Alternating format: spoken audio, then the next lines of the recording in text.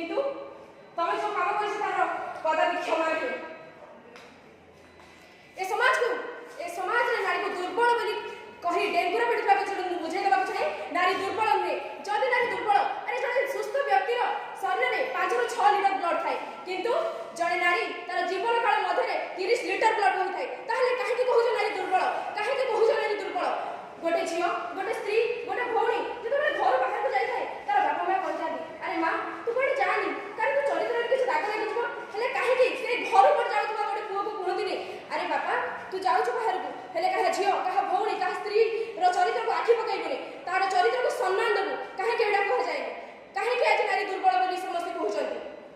जदि नारी दुर्बल नारी कम दीटा पिलार मां हेबी से वर्ल्ड बॉक्सिंग चैंपियन। जदि नारी दुर्बल नारी तो आज चंद्र रे मानव जाई मनीष रूपे परिचित होई परिछि काहे के कहउछंती नारी दुर्बल। जदि एही परि पुण्य कार्य सेते बेले बंध हो जेते बेले जनसाधारण शिक्षित होबे जेते बेले ए समाज शिक्षित होबो।